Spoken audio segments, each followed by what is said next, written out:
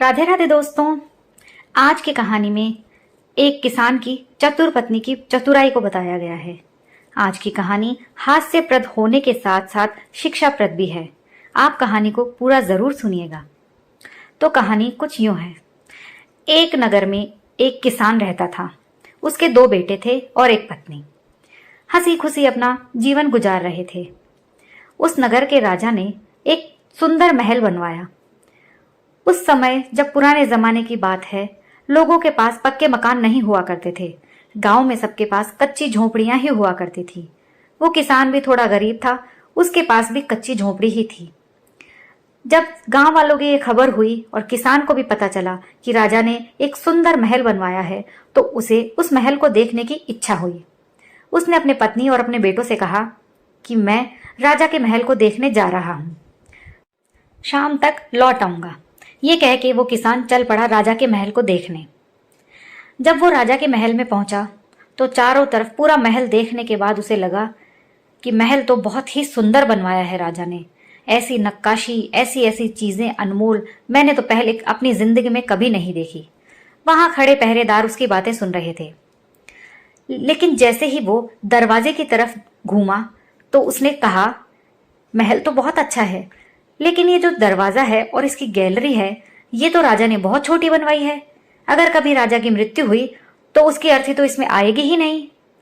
ये सुनते ही पहरेदार उसके पास आए और उन्होंने उसे कहा, बाबा ये तुम क्या बोल रहे हो?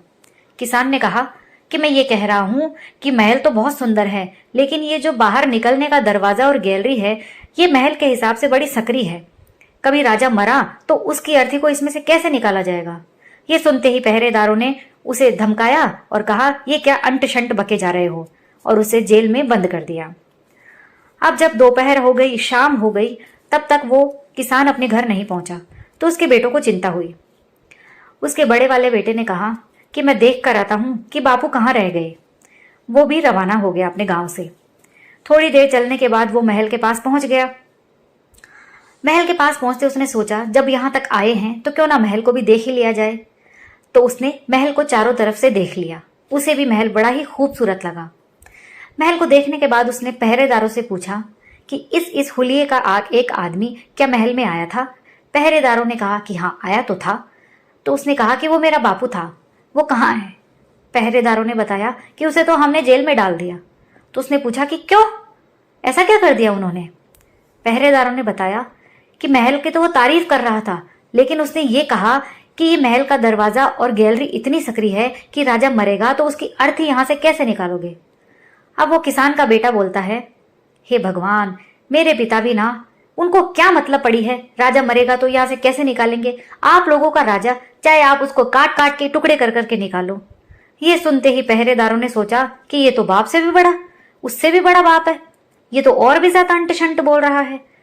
उन्होंने उसको भी पकड़ा और डाल दिया बाप के साथ जेल में।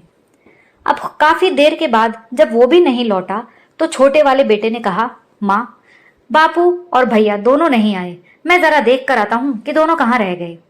वो भी घर से निकल पड़ा। चलते चलते वो भी महल के पास पहुंच गया। महल पहुंचकर उसने सोचा कि यहाँ आ ही गए हैं तो क्यों ना महल देख लें। वो भी महल देखने के लिए लग गया।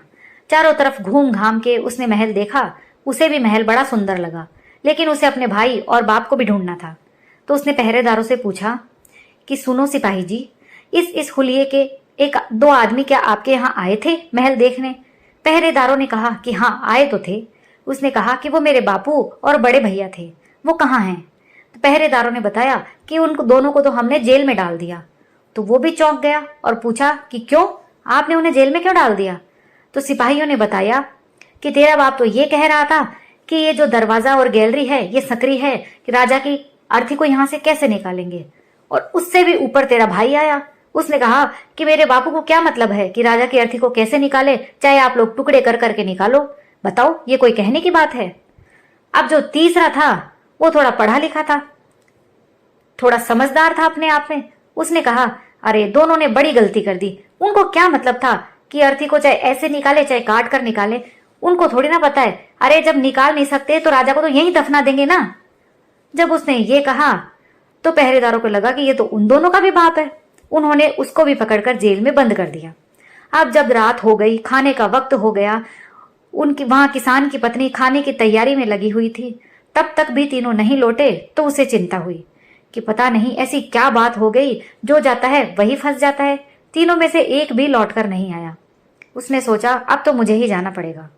वो बड़ी चतुर और समझदार औरत थी। वो राजा के महल में पहुंची। सीधे वहां जाकर उसने सिपाहियों से कहा कि मेरे पति और 2 बेटे यहां पर आए थे। सिपाहियों ने कहा कि हाँ आए तो थे। तो उसने पूछा कि कहाँ हैं वो। सिपाहियों ने बता दिया कि उन तीनों को तो हमने जेल में बंद कर दिया। तो किसान की पत्नी ने पूछा क्यों, उन्होंने ऐसा क्या कर दिया। सिपाहियों ने उन तीनों ने जो जो कहा उसे सब बता दिया। तो उनकी पत्नी ने कहा कि कोई बात नहीं, उनको मूर्ख समझ के उनको माफ कर दो और उन्हें छोड़ दो। सिपाहियों ने कहा कि छोड़ने का काम हमारा नहीं है, हमारा काम तो सिर्फ इतना ही है, जो भी राजा के खिलाफ गलत बोलेगा उसे हम पकड़कर जेल में बंद कर देंगे। छोड़ने का काम तो राजा जानते हैं। अगर तुम्हें छुड़वाना है तो जाओ सीधे राजा के पास। किसान की पत्नी पहुंच गई सीधे राजा के पास। उसने राजा से कहा महाराज, मेरे 3 बैल आपके महल में आकर फंस गए हैं।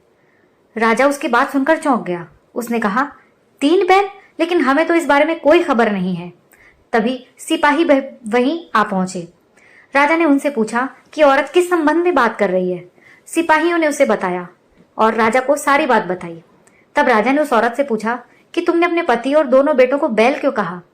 तब उस औरत ने कहा महाराज, जिन्हें यही नहीं पता कि किस वक्त और क्या बोलना चाहिए, वो इंसान नहीं, वो तो जानवर समान है। राजा उसकी बात से प्रभावित हुआ। उसने बताया कि महाराज, एक तरह से देखा जाए तो राम नाम सत्य है, ये एक बहुत सत्य विचार है, लेकिन उसका भी एक वक्त होता है कि उसे कहाँ और कब कहना चाहिए। हर जगह तो हम उसे कह नहीं सकते। ऐसी उसकी बातें सुनकर राजा उससे बड़ा प्रभावित और प्रसन्न हुआ। उसकी बातें सुनकर राजा ने उन तीनों को मुक्ति दे दी और वहां से मुक्त कर दिया। दोस्तों, ये कहानी यहीं समाप्त होती है। अगर आपको ये कहानी पसंद आई हो तो प्लीज लाइक और शेयर कीजिए, और अगर आप मेरे चैनल पर पहली बार आए हैं तो प्लीज चैनल को सब्सक्राइब कर लीजिए, क्योंकि मैं रोज आपके लिए ऐसी ही अच्छी अच्छी कहानियां लेकर आती हूँ।